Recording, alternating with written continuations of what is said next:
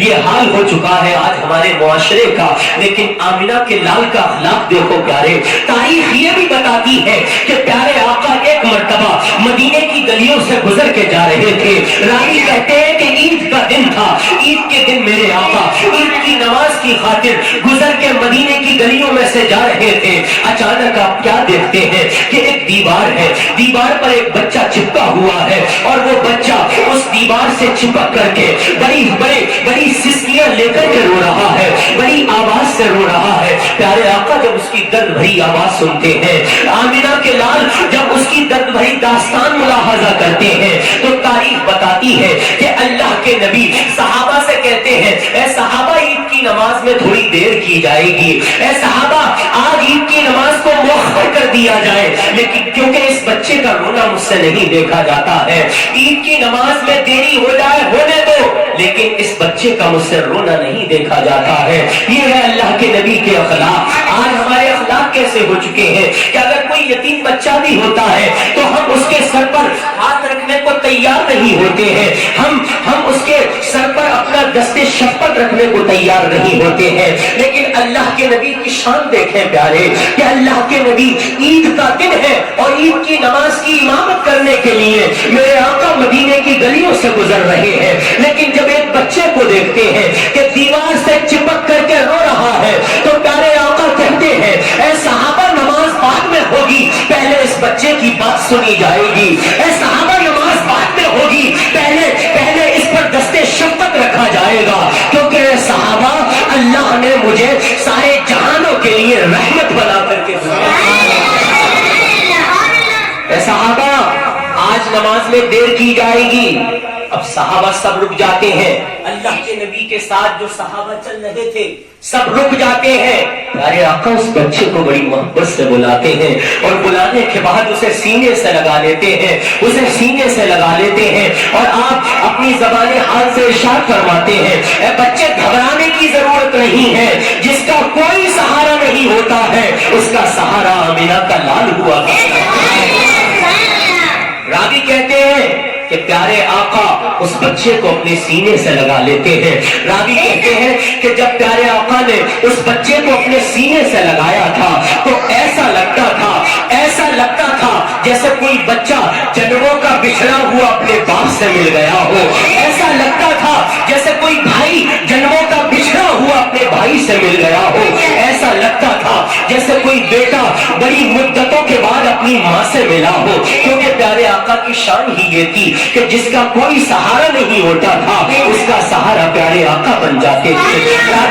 کرتے ہیں کہ پیارے آقا اس بچے کو بڑی محبت کے ساتھ سینے سے لگا لیتے ہیں، اور لگانے کے بعد بڑے اچھے انداز میں پیارے آقا کہتے ہیں، اے بچے ماں اب کا اے بچے آخر تجھے کس چیز نے رلایا ہے، تو کیوں رو رہا ہے، تیرا رونا مجھ محمد سے نہیں دیکھا جاتا ہے، اے بچے تو کیوں رو رہا ہے، اے بچے تو کیوں رو رہا ہے۔ وہ بچہ سسکیاں بھر کے اور آواز بڑھا لیتا ہے، جب وہ پیارے آقا کے ارشاد کو سنتا ہے کہ اے بچے تو کیوں رو رہا ہے، تو اس کا دل اور پسیج جاتا ہے، اس کا دل سینے سے باہر نکل جاتا ہے، اور وہ پیارے آقا سے عرض کرتا ہے، اے اللہ کے نبی کیا بتاؤں، میرے دل پر بہت گہرا درد پہنچا ہے، میرے دل پر بہت گہری چوٹ پہنچی ہے۔ پیارے آقا کہتے ہیں، بچے بتا مجھ سے تیرا درد نہیں دیکھا جاتا۔ پیارے آقا اتنا عرض کرتے ہیں، اب وہ بچہ پیارے آقا کی بارگاہ میں عرض کرتا ہے، اے اللہ کے نبی سنو، اگر تم سننا ہی چاہتے ہو، میں آج اس وجہ سے رو رہا ہوں کہ آج عید کا دن ہے، بچے نئے نئے کپڑے پہن کر کے باہر نکلے ہیں، بچوں کے ہاتھ میں طرح طرح کے کھلونے ہیں، لیکن اے اللہ کے نبی میں کھلونے نہیں خرید سکتا، اے اللہ کے نبی میں اچھا لباس نہیں پہن سکتا، کیونکہ میرے والد کا سایہ میرے سر سے اٹھ چکا ہے، اے اللہ کے نبی میرے والد محترم کا انتقال ہو چکا ہے، اتنا سننا تھا۔ پیارے آقا اسے اور سینے سے لگا لیتے ہیں، پیارے آقا اسے اور سینے سے لگا لیتے ہیں، اور محبت بھرے انداز میں پیارے آقا ارشاد فرماتے ہیں،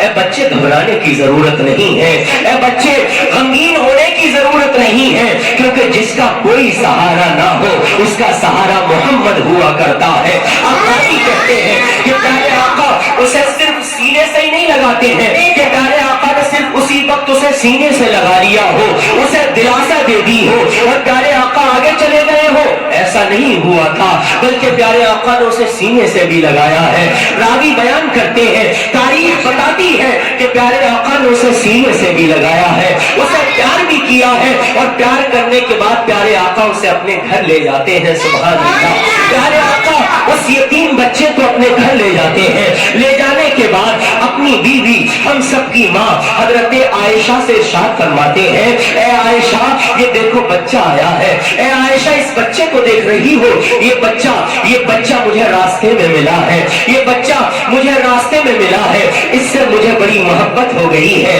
ए आयशा जल्दी से दस्तरखान लगा दो, ये बच्चा भूखा है, आज ईद का दिन है, बच्चे तरह तरह के खाने खा रहे हैं, बच्चे तरह तरह के तराने गा रहे हैं, अच्छे अच्छे लिबास पहन करके निकल रहे हैं, लेकिन इसके वालिद का साया इसके सर से उठ चुका है, इसके वालिद मोहतरम का इंतकाल हो चुका है। ए आयशा इसका कोई सहारा नहीं है, लेकिन तुम जानती हो कि जिसका कोई सहारा ना हो उसका सहारा आमिना का लाल हुआ करता है। ए आयशा दस्तरखान लगा दिया जाए और आज हमारे घर पर जितने भी खाने बने हैं वो तमाम खाने दस्तरखान पर सजा दिए जाए। रावी कहते हैं कि प्यारे आका ने बहुत सारे खाने उस बच्चे की खातिर चुनवा दिए हैं। अब वो बच्चा खाने को जब देखता है तो खाने पर टूट पड़ता है, वो अच्छे तरीके से खाना खाता है। प्यारे आका के अखलाक देखें प्यारे, कि एक बच्चा लावारिस बच्चा कि जिसे कोई पूछने वाला नहीं था, वालिद का साया उसके सर पर नहीं था। क्या